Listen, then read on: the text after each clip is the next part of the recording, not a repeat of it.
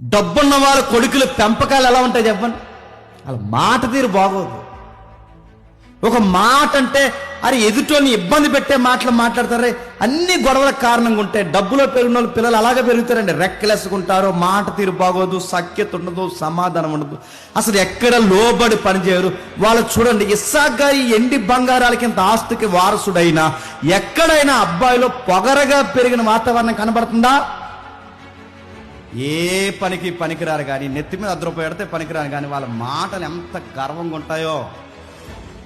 నడిచే నడక బాగోదు, మాట బాగోదు, సూపు బాగోదు, ప్రవర్తన బాగోదు, పెద్దలను గౌరవించే విధానం బాగోదు. అందుకే వీళ్ళ భవిష్యత్తులో ఎందుకు అంధకారం అవుతాయి చెప్తున్నా, మళ్ళీ చెప్తున్నాను. నీ మాట నీకు అంధకారం కలగజేస్తుంది, నీ గర్వం నీకు నాశనాన్ని కలగజేస్తుంది, నీ పెంపకం తేడాగా పెరిగావు గనకే నీ లగ్జరీనెస్ ఏమో చెప్పినా సింపుల్ గుడ్ల కారణం అవుతుంది.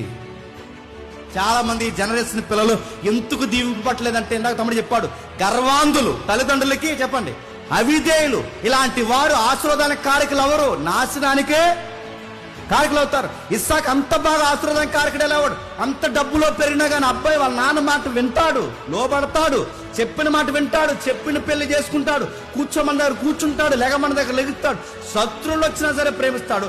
ఎవడో 25 ఏళ్ళ క్రితం లేదా 40 ఏళ్ళ క్రితం 50 ఏళ్ళ క్రితం గొడవ పెట్టుకున్న అన్నయ్య ఇంటికి వచ్చిన పాత గొడవలు ఏమి ఎత్తకుండా చెప్పండి నాన్నగా చేయాల్సిన గౌరవ కార్యక్రమాలన్నీ జరిగించి ప్రేమిస్తాడు.